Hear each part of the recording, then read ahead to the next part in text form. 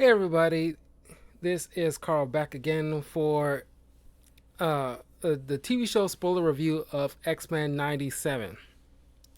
Now, full disclosure, 2 weeks ago I put out like a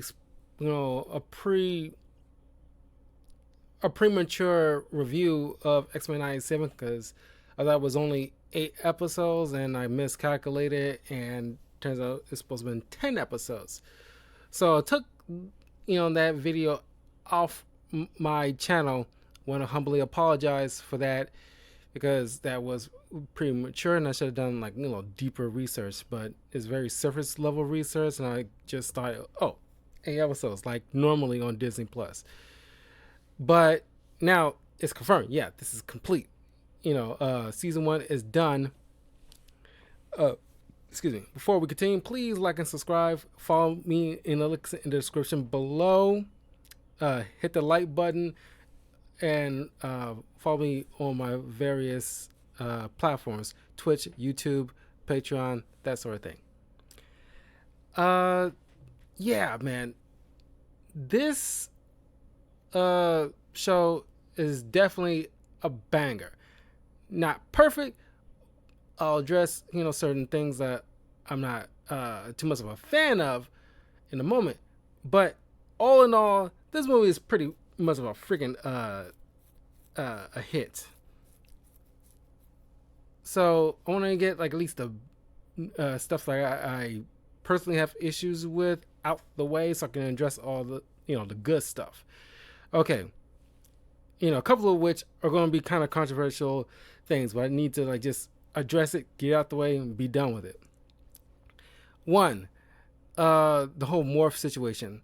Now, personally, I don't think is I don't think is much needed to have a character to identify as like non-binary, because technically this will be like a period piece. It's the '90s. We didn't have like a concept of the label of non-binary as of yet.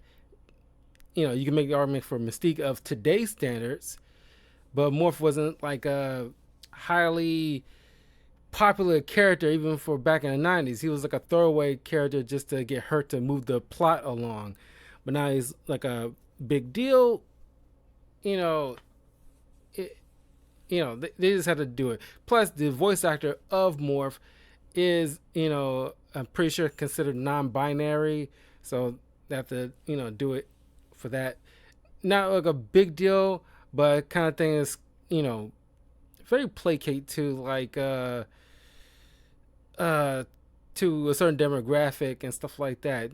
Don't feel like it was like, I don't want to say it was, I don't want to say it's not needed, but clearly it is very pandery, because you could have just gone with it as like standard male basic look before he make a change. But you can make the argument, well, like if anybody would identify as non-binary, it will be shapeshifters.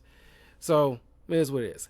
Next one is probably a bigger controversy, is that one of the writers of X-Men '97, literally a week before the show really got started, got into some trouble. Is a gay black man who was one of the writers, got into some trouble at Disney. Don't think it was, because if it was something of a sexual nature, they'd have been all out there with that on social media. The only thing we do know of, he had some kind of OnlyFans situation, and all of a sudden he got the boot. Don't understand why like that is much of a big deal. He got like a private OnlyFans thing on the side. Not really much of Disney's business. What he chooses to do on his private time. But I guess as a company, they gotta project some like a certain image. Hell, Jonathan Majors literally had to run from a person and get chased down, but he in down the city streets of New York, and he still got in trouble and got the boot. So clearly, there's more to it than to what he did behind the scenes that we're not privy to. That they just need an excuse, personally. So it's like, yeah, having like a gay black man on something of X-Men, it's, they would have posted that out there to the cows come home, but something he must have done that they can't really say out loud. So Yeah, those are the controversial things that I just want to get that out the way because that's like kind of funny. Anyway, in terms of the show itself, the animation style clearly is the baseline is from what the 90s was, but now with a better budget. Now,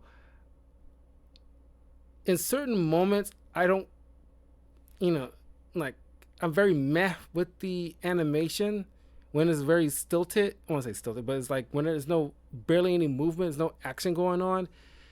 You know, I'm not jiving too well with the animation, but when there is movement, when there is like some dynamic action involved, it looks phenomenal. It's very picturesque in certain scenes, like Cyclops slowing his descent from the sky using his optic blast, causing this big hole in the clouds. Looks impressive. You have Jubilee, dancing in a club, using her fireworks, and the movement of the lights looks really, really good, even on that small scale like that. So, all in all, if I, just to get a sense of how I feel about the animation style, I give it a B plus. Just to give you a good understanding how I'm feeling with it. I think in certain moments they, get very heavy-handed on, because clearly in episode 1 there's, obviously a topic. Was it episode 1 or 2? We're doing like a whole trial of Magneto kind of situation, hearkening to a comic where Magneto is put on trial, for his crimes. But then they added in very January 6th-ish type of vibes when, you have like the mutant liberation, not liberation, but the anti-mutant people, groups that burst on, in a UN judiciary summit thing, and trying to hurt the judges and the politicians and the mutants inside. And it's like clearly, I mean, it's not unheard of for certain shows to hearken to certain moments in history, but sometimes they usually very broad with it, so that way, like with Star Wars, with the like the Clone Wars have very Kurosawa type of stuff where like a group of soldiers protecting this village from raiders, so they teaching them how to fight back and defend themselves and set up traps and stuff like that. That's very broad. It isn't hearkening to this one specific moment in Japan for this specific time for these specific threats for this specific group of people, that kind of thing, because that way it'll date itself. And I feel the writers behind this clearly is clearly got gotta throw that in there. And it's like I kind of roll my eyes a bit. Isn't egregious, but something I can't help but think about, and I'm pretty sure a lot of people will notice that. And like I don't like when shows end up dating themselves if they're not like a historical period piece. But I gotta address that. I'm pretty sure there's other content will come up as I'm going through them, but let's get through the good stuff. Now, first and foremost, some of the actors are reprising their roles to a lot of these iconic characters, a couple of which have passed away, so they had to be replaced. But we got Ray Chase, who took up the role for Scott Summers from the original voice actor Norm Spencer, who passed away in 2020. Jennifer Hale, one of the most iconic voice actresses to date, is playing Jean Grey. You got Alison Sealy Smith reprising her role as Aurora Monroe Storm. Kyle Dodd reprising his role as Wolverine. J.P. Carlick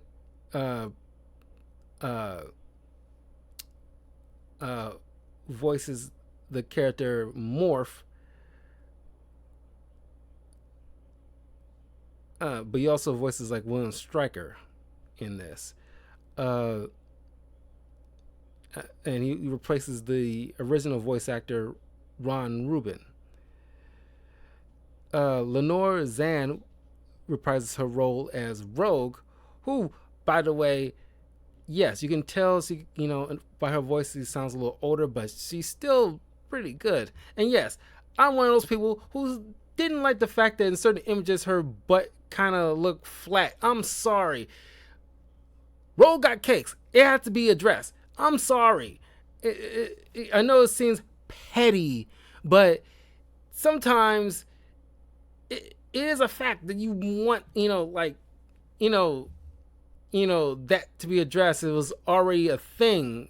It was established. It's not. I'm not sure. There was like a very horny animator back in the day, but it is what it is. Guys like girls with butts. I'm sorry. It's like don't get mad at us. We like it, especially when it comes to Rogue of all top tier female icons that waifus of a lot of little boys that are grown men now.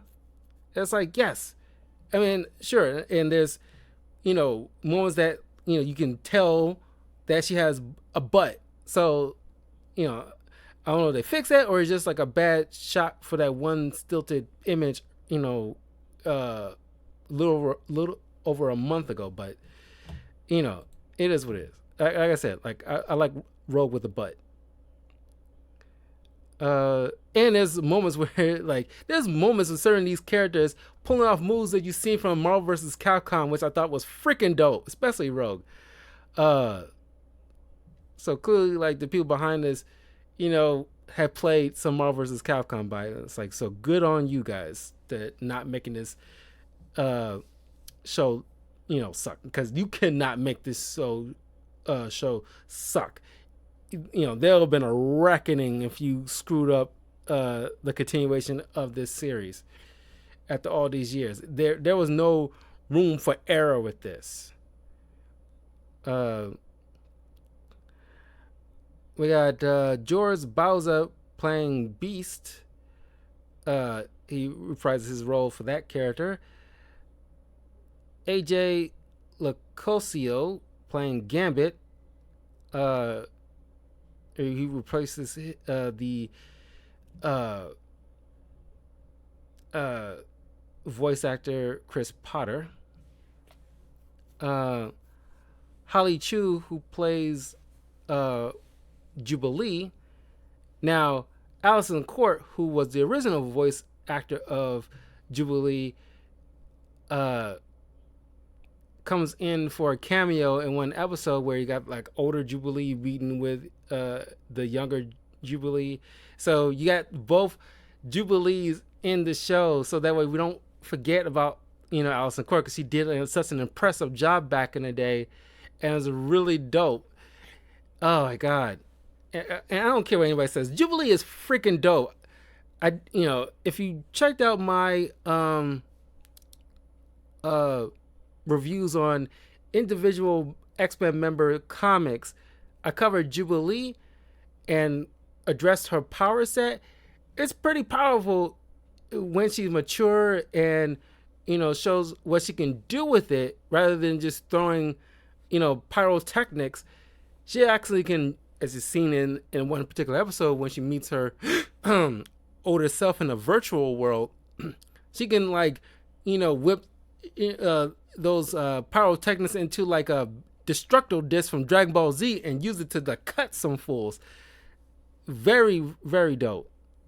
But Allison Court chose not to come back to play as the young Jubilee, and thought it would be best to have an actual Asian American to take up on the role. So they cast Holly Chu. Yeah, Isaac Robertson Smith playing Lucas Bishop. There's a bunch of cameos I want to address as well. That was probably the highlight. It's halfway through the show when you start seeing a bunch of cameos, but we'll get to it soon. Uh, we got Matthew Waterson playing Magneto, uh, taking over the mantle from David Hemblin, who passed away in 2020. Ross Marquand voices Professor Charles Xavier.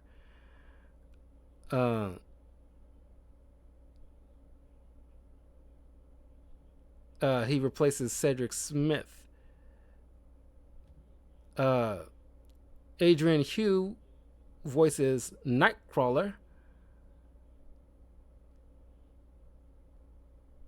We also got a new character, Guy Agostani, as Roberto da Costa, aka Sunspot.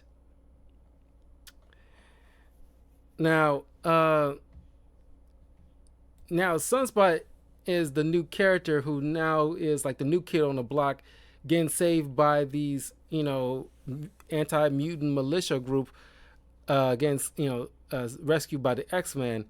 And I want to address probably my favorite highlight. One of my favorite highlights of this show is the fact that they give Scott Summers so much respect in the show that hardly anything else, especially the live actions, haven't really given the guy his due.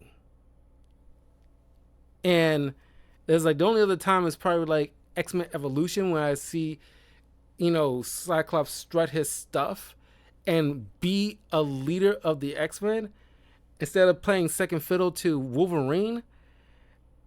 Now, it's not like we forgot about Wolverine, but the writers behind the scenes acknowledges the fact that Wolverine's been taking over the zeitgeist when it comes to mutant related content, where it's supposed to be a team and he's pretty much, taking center stage and the limelight from everybody else for so long. Despite we all love Wolverine, but he's taking the mostly the back seat of this entire season, and it's like a welcome reprieve that let everybody else get their time to shine. It isn't about you, thank God.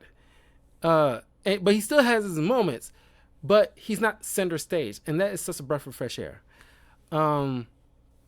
So the way everything begins, because if you familiar with the original 90s series, how it ended, I did a spoiler review of each season of X-Men, the animated series, which is up on my YouTube channel, youtube.com/talkativecarl.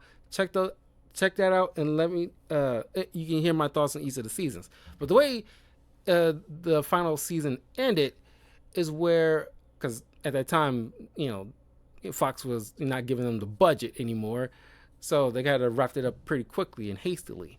But Xavier gets like an assassination attempt was made upon Xavier by Henry Garrick, who is now being locked up in basically Guantanamo Bay.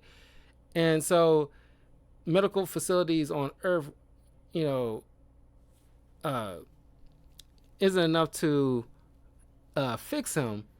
So Lilandra from the Shi'ar Empire comes down and offers to take him, so that way her facilities can be able to help him. And it left in a very sorrowful and beautiful moment when Xavier sends goodbyes to everybody. But to the rest of the world, literally months later, the X-Men let the world believe that Xavier has died, which garnered rapid sympathy to mutants everywhere. And then we also see that Jean Grey is very pregnant, obviously with Nathan Summers, aka Cable. And so Jean and Scott is thinking about leaving the X-Men so they can start like a normal life raising their kid. But then Magneto shows up with the last will and testament of Charles Xavier. Now, I'm thinking to myself, okay, why do we need like a last will and testament, even though you guys know that Xavier isn't really dead, he's off world. But I guess the outside world, he's dead, so his will has to be legally enacted. So his last will states that Magneto shall take control of the mansion and he will be leader of the X-Men for his final wishes, which puts everybody, off kilter because like, why would Xavier want this? We've been fighting this guy for so long. Yeah, like, yeah, it's sure, like they're best friends, but like this dude's, been trying to take over the world for a long time. But because of what of Xavier has done, Magneto felt he was obligated to, for once, look at it through Charles's way and try to make a change. So he goes out, starts saving not just mutants but humans too.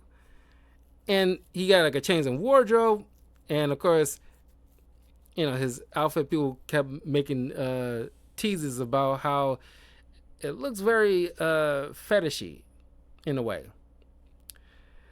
But then, we get Alice Cooper coming in with some military to bring Magneto in to face charges against, to face his crimes.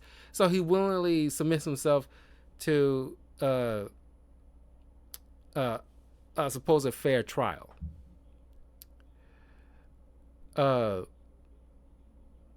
So half of the X-Men go to, well, at least most of the X-Men go to the trial to make sure nothing pops off. But then you get the whole people bursting in trying to, because they converted. Oh, right, yeah, I mentioned about like, yeah, Sunspot's, pretty much the Jubilee of this thing. So he has his moments here throughout the series. He's very good. Like I really like this character. He really, you see him a little bit in X-Men Evolution, but he really did not have like a moment. He has moments, but he wasn't this, like the new kid on the block where he has like a moment of center stage, blah blah blah blah blah. You know what I mean? But here, you really get some time with Sunspot in certain episodes, and his budding romantic relationship with Jubilee really kind of like cemented like people like people gonna really love Sunspot. And I know of Sunspot, but I don't know if he has. I'm pretty sure he has to have some comic book meaning about him, but people don't really like look out for the Sunspot comic or anything like that. He's always relegated to like a team-based member. Anyway, so everybody, all the judges are bewildered by the fact, like, oh my god, like, why would they break in here and like want to do us harm? Magneto points out, because you dared to give a mutant a fair trial at all. So they, this militia converted those mutant inhibitor collars into like an actual gun. The leader fires it at Magneto. Storm jumps in front of it and takes a hit. Now the others, had to, Rogue and Cycle had to go because Jean is starting to go into labor, and it was like a funny moment with Wolverine where it's like, "What's wrong? Is it apocalypse?" Like, baby, coming, car now. She psychically tosses him the keys and his jacket. And he's just looking at stuff like, oh my god. Wolverine's prepared for almost anything. He's not prepared for this. So he's driving like a maniac on the street trying to get her to the hospital. And they meet up with Rogue and Cyclops, and Rogue borrows, like, because the doctor didn't want to operate on a mutant. So Rogue steal his essence so she can have his medical knowledge for a brief point, so she can handle the pregnancy, and eventually the baby was born.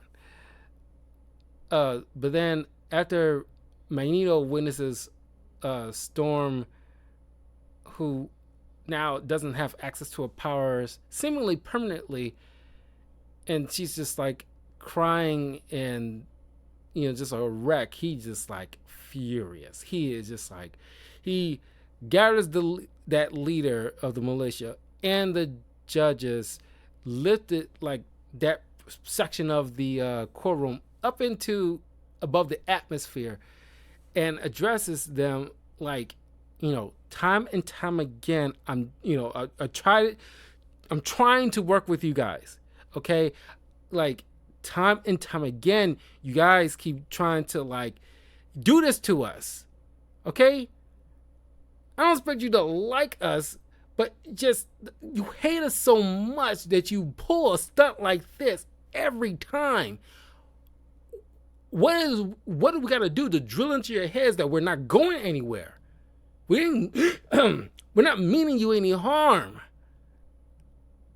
And so, like, look, I'm trying. I'm going to try. But please do not let me let you down.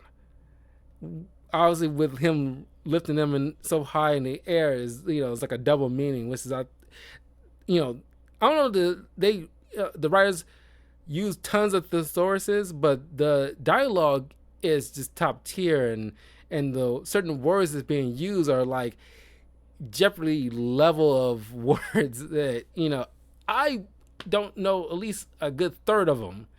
I haven't even heard of them before. And I'm like 36 years old, and like there's like a third of the words that's being, portion of words that's being used that I was never privy to. So now, through this act, because of this militia, the UN is granted like mutants have like a sovereign nation of themselves, and they'll be building Genosha. If you read a significant amount of Marvel comics, you should know what happens with Genosha, but we'll get to that in a minute. We get like a brief moment where Jean Grey shows up at the door, but Jean Grey is already inside the house. And it turns out that, from the previous series, Sinister, at a certain point, kidnapped Jean Grey, cloned her, sent out the clone, seemingly like the clone thinks like she's actually Jean Grey, but she later to be called Madeline Pryor, and that's the one who's pregnant with Cable.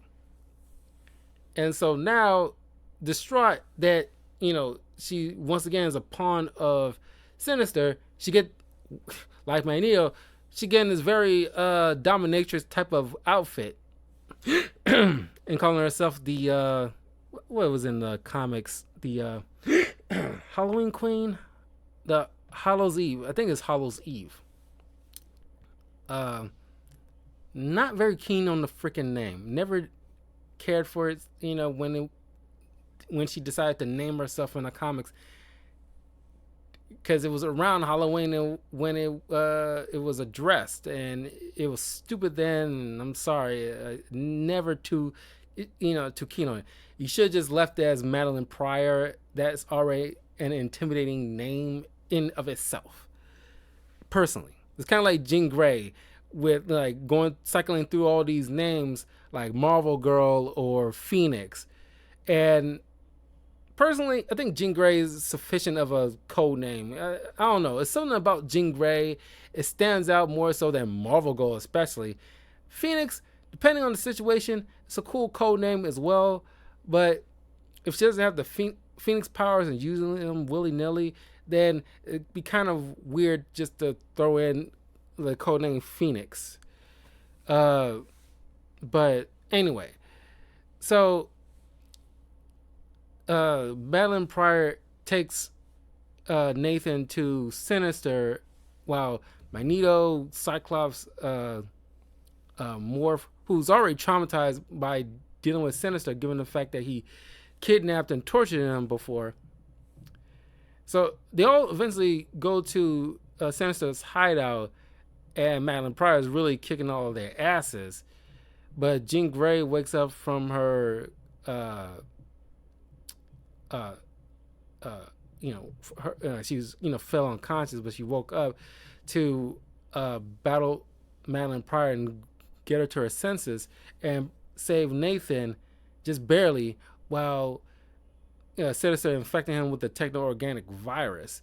So what that is what makes Cable have that metal arm in the first place. His powers is psychic based, and using most of it just to keep that virus from completely turning him to some kind of cyborg. So this causes Scott and Madeline to hand the baby over to Bishop to the future, hoping that it will be a cure there to save Nathan. And this causes like a rift between, at least briefly, a rift between Scott and Jean, because now he realizing like, did I fall in love with Madeline or did I fall in love with Jean? I don't sure. They're technically the same person, but that's something that they're hashing out. Because this is X-Men is a soap opera if handled correctly. But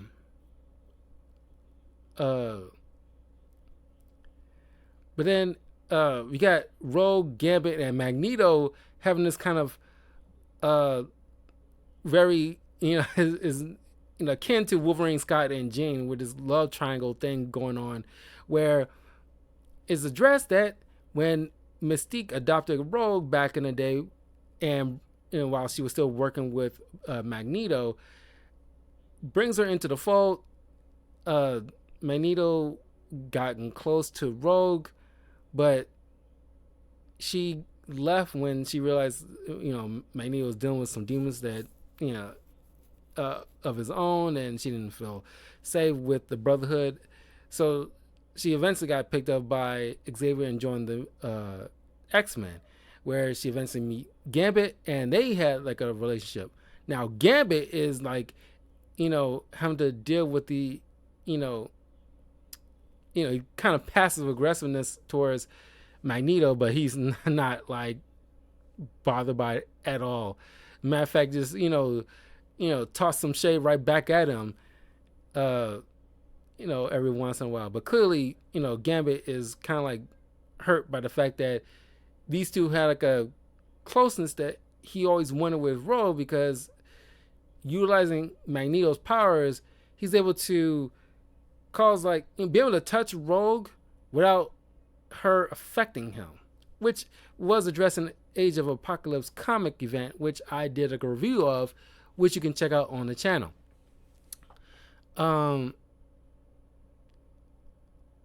So we eventually get to see Genosha, and it gets very Hellfire Gallery, because you see like the Hellfire Club, Emma Frost, who you get to see her eventually see her secondary mutation brought forth, but we'll get to that soon. Excuse me. And you see Moira McTaggart there, and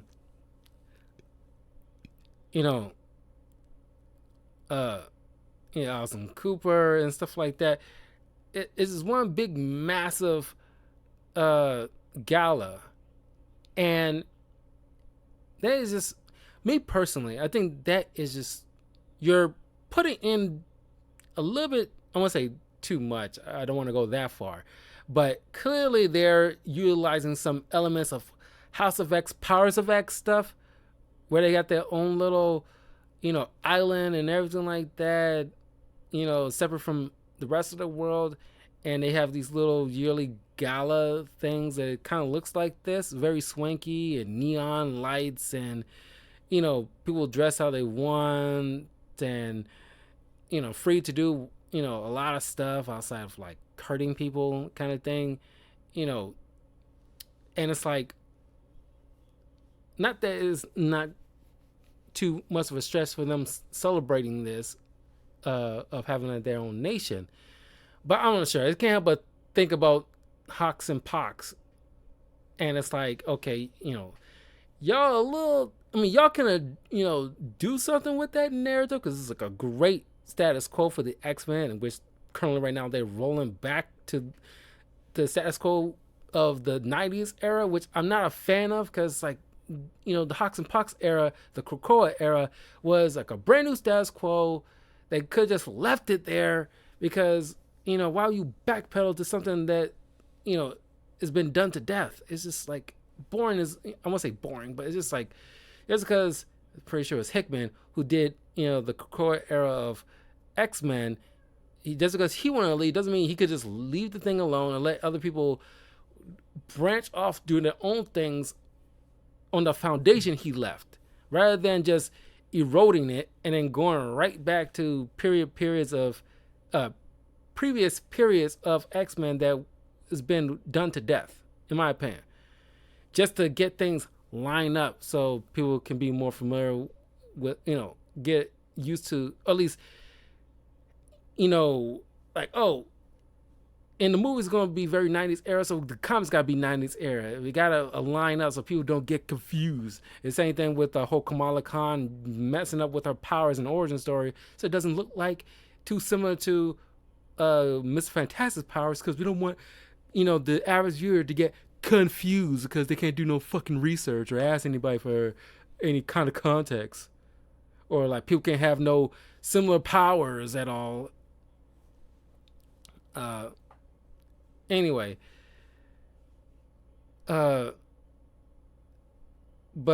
the people, Sebastian Shaw, Emma Frost, and a bunch of people want Magneto to run Genosha, but they think like it'd be best and show like a show of like a real nation if he has like a betrothed, like most other, countrymen running their own particular nation. So he has Rogue, who he feels the most closeness to be his bride. This is where she had to come clean with Gambit and thinking like this is the best for mutant kind if she does this. And of course, Gambit is hurt by this, not thrilled by this, but he understands it. But not something that he's like all too thrilled with, and kind of wish he would have just been straight up with him from the jump. So Magneto and Rogue dance in the air, and everybody's looking on, while Madeline Pryor bumps into a grown-up Cable, who's being janked back to his own timeline right before he right after he making an apology to his mom. And that's when this giant kaiju of a Sentinel attacks and kills tons of people there. It's like an utter devastation. I think somebody pointed out at the end of the series that it was like over 40,000 or 4,000, something with a 4. Is it 4,000 or 40,000 of mutants that died on Genosha? But I'm pretty sure they probably should include some humans in that number too, because there's like quite a few humans there, like Moira McTaggart, and of course Alice Cooper was there too, but she managed to make it out. One of the lucky few. So Gambit, Rogue, Nightcrawler, Magneto, they all tries to do everything they can to stop this giant kaiju robot to, completely annihilating everybody else. But it's so massive that they're making some hits, but it's not enough to take this thing down permanently. And seemingly Magneto ends up getting killed by this thing. Rogue tries to stop it, but she isn't up to the task. But then Gambit, in an awesome moment for Gambit here, where he sacrifices himself to destroy this thing in the most epic fashion, where he tried to attack this thing head on, but this thing uses like a metal spike to impale Gambit because man, this series is not it's not like the same 90s X-Men of the actual 90s. They actually can be a little bit mature with this, and I think like you need to be like at the bare minimum mid-teens to be able to actually watch some stuff of this, because you actually see blood here that you couldn't pull off in the original series, because Wolverine never really uses claws on actual people. We actually get to see him use his claws here, and here you get to see people getting impaled. It isn't gratuitous, but you get it. It's just enough to get the point across. It isn't like like Resident Evil, seeing people getting chopped up into chunks of bits or anything like that, but you get people impaled at the most. That's the highest level of violence you get to actually see happening. Otherwise, it might be implied, but there is death and significant pain and blood. And Gambit, now that he's close enough, he uses his powers, and is not something you see him use his powers on something this massive, but he uses kinetic energy to ignite this machine to cause it to explode and destroy itself. In the process, he ended up sacrificing his life to, save Genosha and all the rest of the survivors before things get worse. And this is an utter act of, essentially terrorism, and the world is wrecked. And you think sympathy, I think mutants had sympathy before. Now it's like through the freaking roof when you see like, somebody throwing like a sentinel and causing this massive, death tolls. Rogue is spiraling. You get his awesome eulogy by Nightcrawler, because yes, you have to address the fact that he is a priest, but he has his awesome moments too. And the X-Men are just flabbergasted and just want answers, because Robert Kelly, who's the president, Cyclops is addressing him like, oh, we need some answers. What the hell is going on? And it's like we're just as confused as you. We're trying to figure things out, but as you gotta be patient. But Cyclops ain't trying to hear about no patience. It's like we need answers. And Cyclops points out, if it was like thousands of human lives on your home soil, I'm pretty sure you will be very expedient on trying to figure out some freaking answers. But then the X-Men gets this private call from Bolivar Trask, the one who created these Sentinels, and he asks him for the X-Men's help. They go, well, before we get there, you see Rogue trying to, search for answers herself, and you see a cameo from General Ross. He breaks into this base that's supposed to be strong enough to hold the Hulk. It never is. And try to find Henry Gyrick to get some answers from him, but he's not there.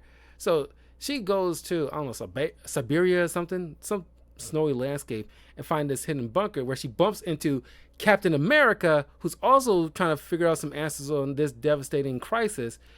And they come to realize through their investigation that Gyrick has secretly been moved to New Mexico. And even though Cap wants to help out in this situation, he still needs to get some kind of clearance, because he can't go to Mexico dressed as he is, otherwise it might cause an even bigger incident. So Rogue, and I'm sorry, he is kind of childish, she took his shield, mad at the fact that you're supposed to be hero of heroes, but but you want to wait for permission. So she takes his shield and tosses it towards the nearby mountain. Clearly he had to go fetch it himself, but he's not be bothered by it, because he understands that she's clearly in pain. So he's not sweating it. So you get like more than just uh I won't address other cameos, but it's really good, man. Just like showing the wider world of the Marvel universe that we didn't we were at the most teased in the original X-Men series, but not full blown right then and there. Uh, hell, like even the Spider-Man anime series addressed it a lot better than the X-Men did. But anyway, um, uh, but Rogue, you get to see Rogue pulling off a very Marvel vs. Capcom 2 level fighting skills, which is like, oh god, yes, you get to see that. It's really dope. But she runs into the other team. They go to New York, where you see like a Stark Tower right in the distance. They go to this uh, building where all the guards are knocked out from knockout gas. They go into the secret compartment to go into the top of the building where they talk with Trask about what's going on with the Sentinel, who's the cause of it. He tells them it's Sinister because even though he has issues with mutants, he doesn't support just genocide altogether. Even though you want to utilize Sentinels previously to technically cause genocide, it just wasn't in one big lump, I guess. I never understood that line of thinking. It's like I wouldn't support genocide, dude. You built Sentinels to take out mutants. Yours just genocide with extra steps, but it's the exact same thing. So I never understood like that line of thinking is weird. But since he doesn't have more answers to give outside of what he's given, Rogue tosses his ass off the freaking building, and it's like a awesome dynamic, just dialogue from Rogue, clearly still hurting and pain. But then, surprise, surprise, Trask is alive, but he's a prime Sentinel. These new batch of Sentinels that people are pretty much sleeper agent Sentinels through experimentation. And while the X-Men trying to take this thing down, they're having a tough go of it. But then all of a sudden, Cable shows up, throws like some kind of grenade, which disables the Trask Prime machine. And then we get to see like the villain of this season, which is Bastion, who is activating Operation Zero Tolerance, which is a comic event back in like late 90s, early 2000s, which I'm currently reading, and I will have like a review of that comic series as soon as I'm finished with it. I'm like halfway through.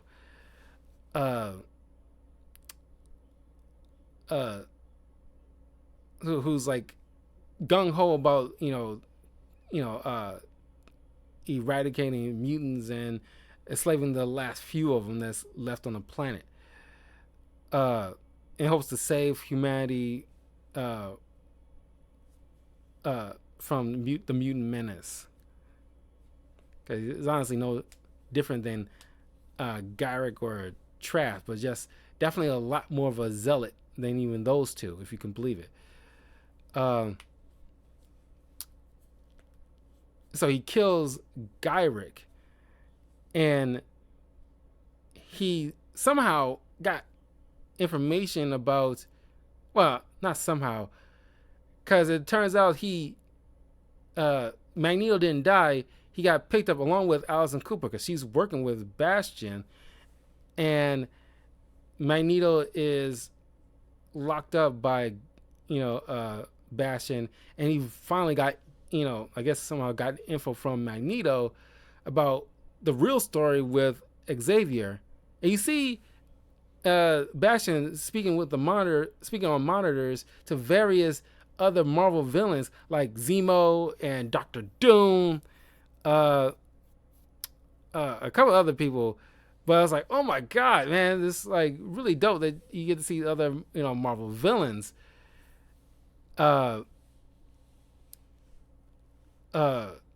So he sent out to the world that the X-Men have been lying to us about Xavier and about where he was and what happened to him, just to fake sympathy for the mutant cause. So now trust with mutants has just been irreparably damaged. But then we get a little special episode with Xavier to see his time with Lilandra, and thinking like everything's all hunky dory back home, thinking like the X-Men can handle it. We, you know, things seem to be copacetic, so I feel comfortable of moving on. Like hopefully Scott and Jean would. That's why he preferred to leave everything to Magneto, knowing full well that he should have told them his plans, but he didn't feel like he thought it was necessary. He figured like they would just want to move on because they were the first original X-Men. They're not students no more, so it's time for them to eventually just graduate altogether, just move on with their lives. But he should have just addressed that to them at some point. But him and Lilandra trying to be betrothed, but then you get certain members of the CR race not like too keen on a human being married to one of theirs, especially the Shi'ar Queen, because they call Earth like a ghetto part of the universe or something like that. They call it like our planet a ghetto. And it's like it gets kind of like irksome after a certain period where like certain comics or movies or TV show where like aliens or demons or something like that attribute Earth or humans as like backwater monkeys or primitive species, and they don't know any better or they're stupid, all this other stuff. And it's like, God, they get kind of cliche and tiresome. But anyway, so Deathbird, the sister to Lilandra, thinks like, oh, he won't purge his memory of his past on Earth to fully integrate into our culture. And so she's trying to cause a revolt, but it's an awesome moment with Xavier. It's like I forget. That's see, this is where I screwed up. I forgot who I am. So he does his little mind thing, and it's like class is in session.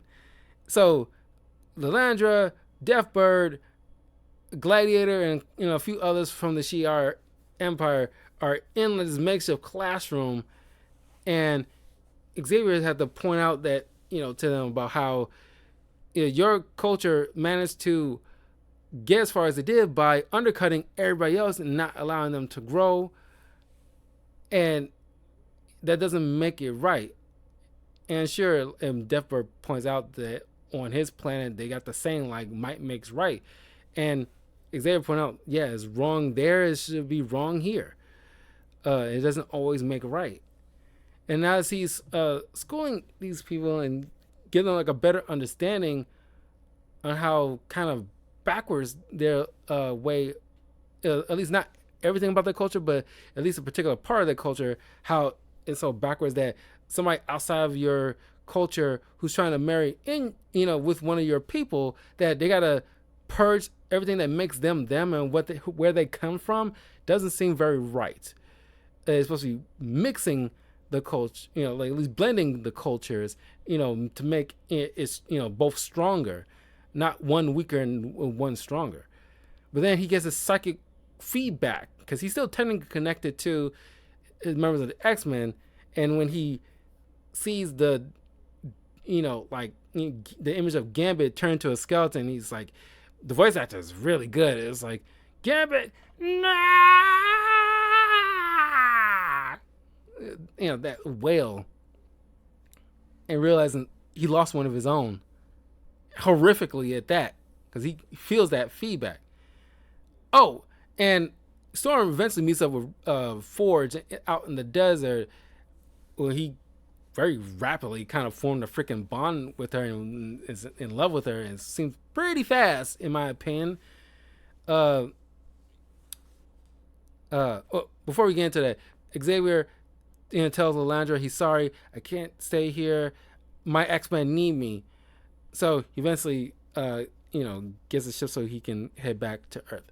But then we get like a certain episode with Storm, but it start off tied with or entangled with Jubilee, with a Jubilee kind of story, because I'm not sure if it wasn't enough time to really fit in like a proper 22-minute episode for Jubilee, but it's the best part. And the Storm part wasn't terrible, but they should have been, excuse me, two separate things. Where you see like Jubilee and who's trying to celebrate her birthday, but because she's turned 18 and she just wants to have some fun, but Magneto's being a stick in the mud about it because he's thinking about the grander pictures, so he's not allowing like.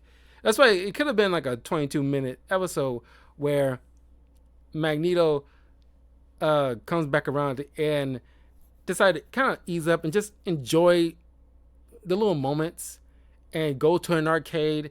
How's the kind of fun that Jubilee wants to do. Just take a pause for the cause for a little while to enjoy just some amusement park rides or just an arcade or something like that. Him just being around family again, kind of thing. But Julie and Sunspot get sucked into a video game, very Jumanji-esque, where it's kind of like very Ninja Turtles, Mutant Mayhem, video game graphics, 8-bit stuff, just like back in the 90s. And it turns out that Mojo set a trap. That's where Jubilee meets with this older AI version of her, played by Allison, and they team up to stop Mojo in a very cool like video game kind of boss fight kind of thing. It's very dope. But then we see like Forge and Storm. Forge building this machine trying to help like Storm get her powers back, but she's also getting haunted by this demon, also voiced by the same voice actress of Storm, who's causing her to doubt herself, because technically Storm's powers are restored, but her own mental insecurities is kind of blocking that until she's forced to, because she's claustrophobic, help Forge, dealing with the poison left by this demon. And she crawls out from like the, other side of this thing to get this particular cactus with the necessary components to make this healing herb. And then she, regains her self-esteem and courage, destroys this demon, and comes out wearing her iconic black, costume from the giant size X-Men. And it's very powerful, but that's when her and Force sees on the news about what happened on Genosha. Everything comes to a head.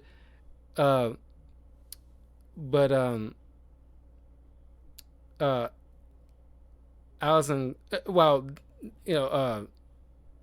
Allison Cooper witnessed Bastion set loose the Prime Sentinels, pretty much a swath of sleeper agents, essentially people who full-blown hates mutants or just uneased by mutants, but somehow like he got, he's infected other people based on the techno-organic virus. It's further manipulated to turn people into Prime Sentinels, probably without their knowing. And they're almost everywhere. And you see a moment where Sunspot going to meet his mom to, let her know that he's a mutant with Jubilee's, support. And of course, she was like, "Oh, honey, me and your dad know you're a mutant. Like, you didn't think we'd notice that somehow, like every house we go to, the past few houses that we stayed at kept getting set on fire? Like, we still love you. You're our son." But then this is where the backhanded kind of thing comes into play. We just need, like, me and your father, we're cool. The family's cool with you being a mutant, but we should keep it to ourselves. Nobody else should know about this kind of thing. So that's where it all turns around. And then she's like telling him like about certain people he's like associating with, which other mutants, because like the X-Men can't have that because they're a rich family, so they gotta keep up appearances. But then, like all hell breaks loose when, uh, you know, uh, like these Prime Sentinels just getting activated all left and right, and they get the X-Men getting attacked from many different fronts, while the Summers family is investigating Bastion in his hometown and meet his mom, who he turned to a Prime Sentinel. And then Sunspot's butler turned to a Prime Sentinel, and a couple other people they're passing by. There's just random people, like you never know. You come across, and as soon as I guess you activate your powers, these sleeper agents essentially get activated, and they're just coming after you, and then a bunch more going after the Xavier Mansion. So you get to see also one with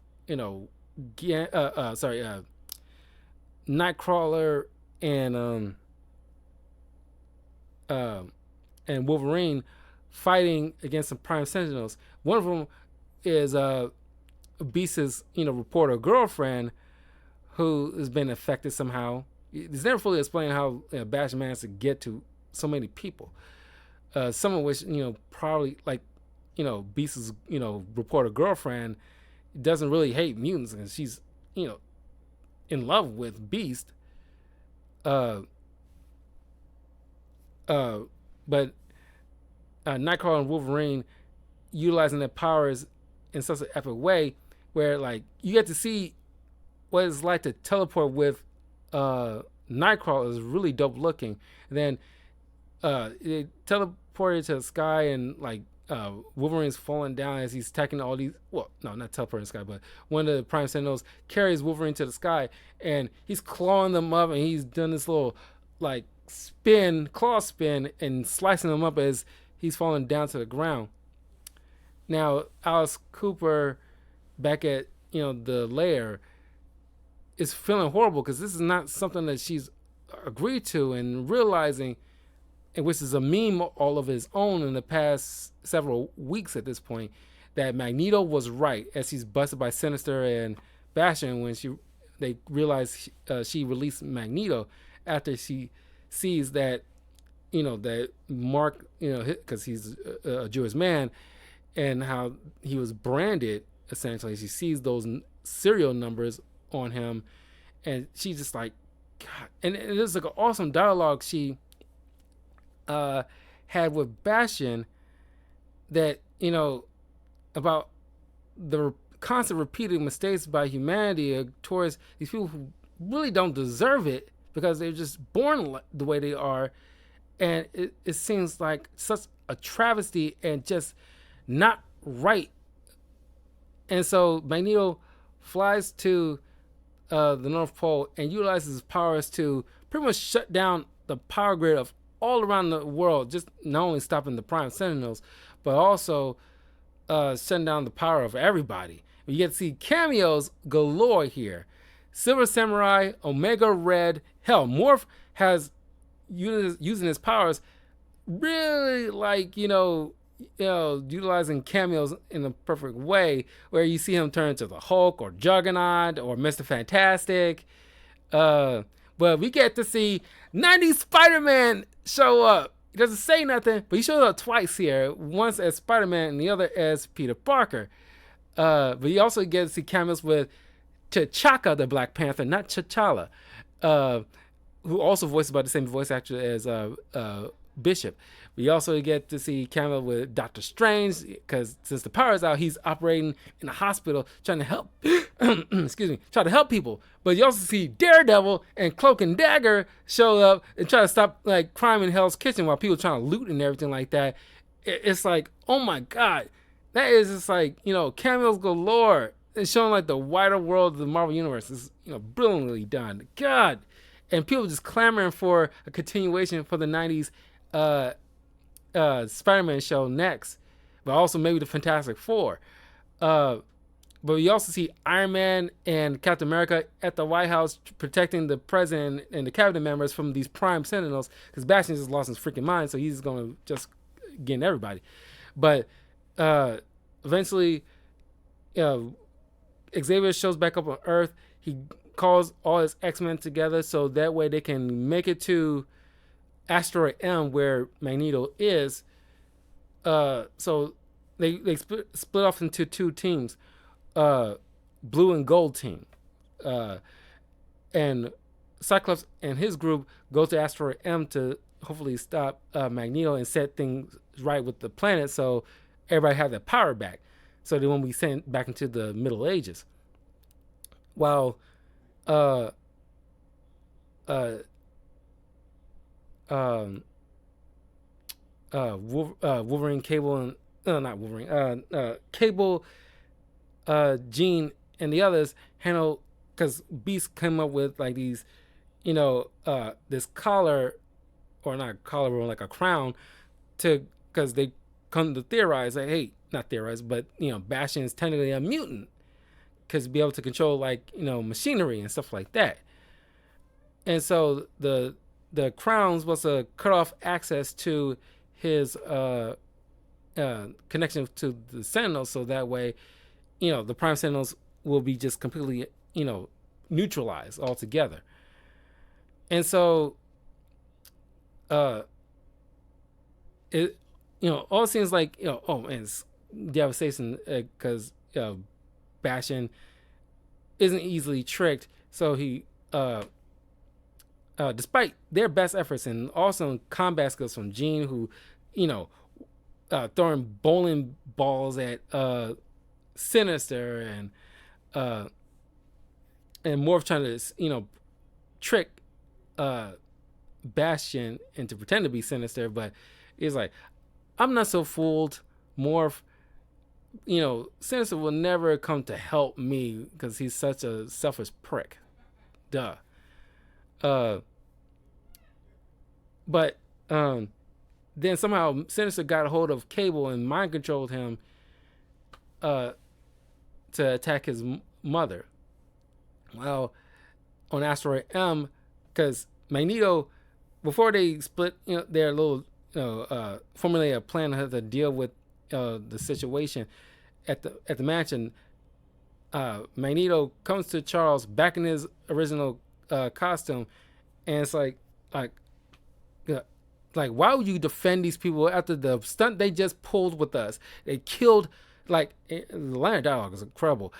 He tells Charles, I promised a little mutant boy that no harm will come to him, but I had to witness his eyes get evaporated from his skull as I tried to protect him from that onslaught. It's just like you feel the pain in that dialogue, where it's like, who wouldn't understand Magneto's frustration? And so he appeases to the other X-Men, join me, X-Men. Aren't you tired of trying to work with the humans, where they prove time and time again they don't want nothing to do with us, and they would rather see us dead than to even associate with us? So Sunspot joins, Rogue joins, because he's just hurt out of the sheer pain of losing Gambit. And Sunspot just, can't really deal with it because the sheer fact that his mom turned him in. So he just got disillusioned by the whole idea of peaceful coexistence, which hurts Jubilee because she was feeling him, but the fact that he's so easily turned away. But you understand, both sides to this situation. It's like, you want Professor Xavier to be right, but you also understand Magneto's pain and the fact that they keep repeating the same crap despite no way you're putting it to them, whether nicely or more sternly. They, only understand, at least most of them, not everybody, but most of those humans understand only violence, and they do. There's going to be people that will do everything they can to hurt us. And it's like, I'm tired of it. I'm tired of it, Charles. And when they get to Asteroid M, and after like a, uh, most of the X-Men have to fight with Rogue and Sunspot, which is tough thing to deal with on their ends, but uh, uh, uh, Professor Xavier is trying to talk down Magnus, but then as Magneto takes like a piece of metal and slapped it on Xavier's mouth, and he says like, I've been wanting to say this to you for a very long time, old friend. Shut up. And it's the most like immature level that you see Magneto ever be, just like with all the thespian type of speak that most of these characters do, because obviously Xavier, Hank, and Magneto is probably the most well read of the group. He just break it down to this basic level of just shut up.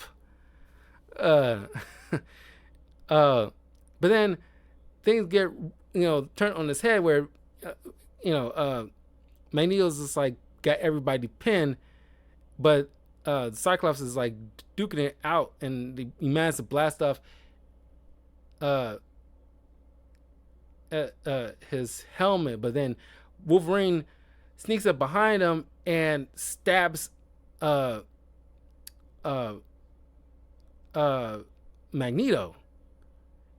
and harkens to like, what's that comic? I don't know if it's like an event or just like a couple of issues from a longer run, but there's like crap. It's on the tip of my tongue. Crap. I forgot the name of the doggone comic, the title it comes from. It's like literally on the tip of my tongue. Let me look this up, because it's literally gonna bother me. I don't want to forget. Wolverine.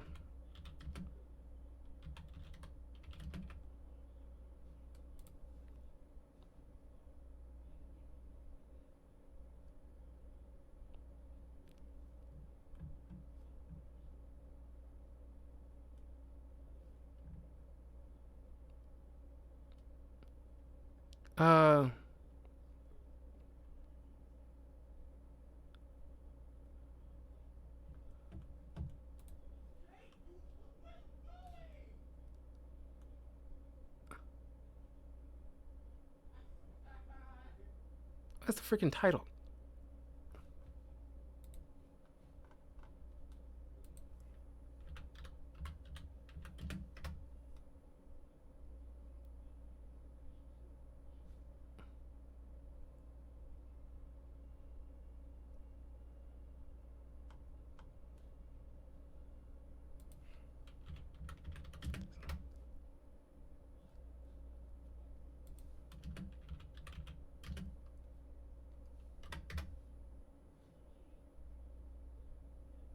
Uh, 1993's X-Men's number 25, part 2 of Total Tolerance is Extinction, but they called it something else.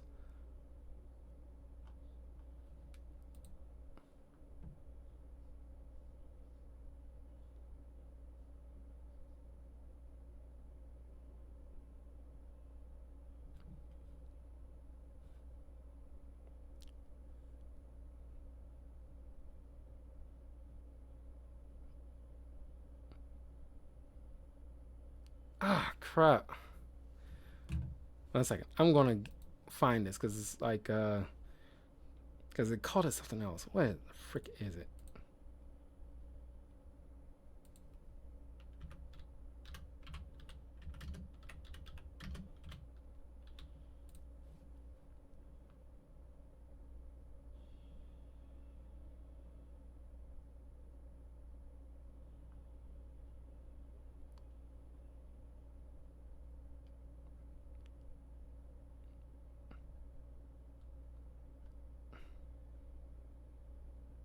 Fatal Attractions. There is it. That's what it's called. Fatal Attractions. My goodness. It's like figuratively bothering me. Fatal Attractions is where like Wolverine gets adamantium ripped out, and this is is homaging to that, which also be leading to something bigger probably in the next season, which is kind of obvious where they're going with it. And so you actually see, which you kind of have to uh, show the image of this, where the last image of this particular episode, the penultimate episode, where Magneto, in like a freeze frame, not in full animation, but just like a solid freeze frame of him ripping out the adamantium from Wolverine's body, which left him comatose. Um, uh, and so, of course, in retaliation, like in a comic, Xavier uses his powers to take control over Magneto's mind, which is something he swore he never do to anybody, let alone his friend, to force him to do something that he doesn't want to do by setting things right on the planet Earth, which also in turns turns on the Prime Sentinels again. Um, uh, and so he's patching things up inside Magneto's mind while you know the president sent off these rockets in after the he's sending off the Xavier protocols, which is lobbing missiles at the guy. You don't even know if he had well, no, in the original series he did have an asteroid M, so I guess they had that at the ready. Anyway, so they sent out the rockets to take out the asteroid with hopefully Magneto in the process, despite Captain America's protests on it, and as well as T'Chaka's protests against it, because as T'Chaka points out, like you want to be remembered favorably in history, so you want to think about this before you do this. So feeling the pressure and by the American people, he like, I can't take the chance of this thing plummeting to Earth when I can do something about it. So he's orders the missiles to be launched at the asteroid, which at the same time what's going on there, Jean Grey still had the piece of a phoenix in her, shows up, rips all the powers away from Sinister that he experimented on himself over the years. Now he's a grotesque old man, powerless, and Morph gets to kind of mock him as like a payback for all the torment he put on him. This is kind of a cool little get back from Morph. And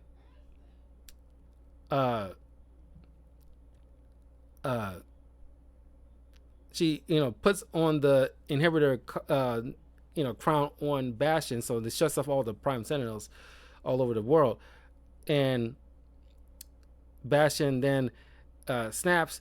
He takes the arm, the techno-organic virus arm off of Cable, fuses it into himself, and flies to asteroid M to just get the thing careening towards Earth to just send it into a new ice age altogether. But thanks to a combination of teamwork with the X-Men, they managed to hold off Bastion until like the rockets end up hitting like the reactor core. So now he gets sent flying towards this thing, seemingly dying. Don't know if it actually will stick, but now they work together to, Jubilee gets seen sending flying out with Sunspot catching her and flying to Earth, while the rest of the X-Men do everything they can to like keep this asteroid from colliding with the planet. They send like a psychic link towards Cable, saying their goodbyes. You get a moment where Cyclops, thanks to Jean, showing his true eyes to Nathan, because like Jean said, like, always had your eyes, you had my eyes. So now you get to see like the same eyes reflecting back on Cable. So it's really dope. It's a really good scene. But in the wake of them, uh, uh, of stopping this asteroid, Magneto finally, Professor Xavier finally reached Magneto, reminding him who he is, not just the hurt little boy from Auschwitz, but more, like he's more than all that stuff. So he wakes up, he stops the asteroid, but it gets sent out of time, according to Bishop, as he shows up later with Forge as months go by and support of Kelly is waned, and like a new president is they're looking for like a new president and stuff like that. Then we see that half of the X-Men are either in Egypt 3,000 years ago, or 3,000 BC of Egypt, and the other half, or at least Scott and Jean, are way into the future, seeing like a teenage Bishop with the Ascani, while the rest are in the past, meeting up with a young Ensemble Noor, Apocalypse. So they're on both ends on how Apocalypse began and where he's ending. And you see in the epilogue that Apocalypse is on the remnants of Genosha, picking up one of Gambit's cards and insinuating obviously that he will be instrumental of bringing Gambit back to life, but as his agent of death, or horseman of death, which coincides with the comics because he was one of his horsemen at one point. Also with Angel, and also with Wolverine was one of his horsemen before. And that's where the series ends. And also, they're going to bring in Onslaught. That's probably going to be at least half of the next season, the other half dealing with Apocalypse. But yeah, that's what X-Men. That was X-Men '97. Like I said, this show is phenomenal. Hope they keep the momentum going. Trying to take it easy with certain the writers. Hopefully they'll take it easy with certain agendas and stuff like that, and try to focus on storytelling, and don't try to force like any particular message or preaching or anything like that. Just focus on the storytelling. Get all your ducks in a row. You can make subtle reference to vague stuff going on that can be timeless, rather than hyper specific of a time because you're angry with this particular group for this particular time that in the long run isn't going to mean nothing. It's just like, please just stick to the story. You're on a good run. It's like, I think not many people can say this was bad. And all in all, I think overall there's very positive outlook on this show. They did their due diligence. And I say, like, they cannot screw this up. They had to make sure they get all their ducks in a row because there's so much fans. In X-Men TV show is right up there with Spider-Man TV show and the Batman animated series. Those were top tier shows back in the day. I kind of wish they'd do something with the 90s Iron Man show, because 90s Iron Man show, I did a review. No, I did not do a review on the 90s Iron Man show. I did all the other Iron Man content a couple years ago, but I skipped over 90s Iron Man, which I think is underrated, but you can easily bring that one back because they had like an awesome theme song too. I am Iron Man. It's like, of course he has his own theme song because he's that arrogant of a dude. But anyway, they could not screw this up.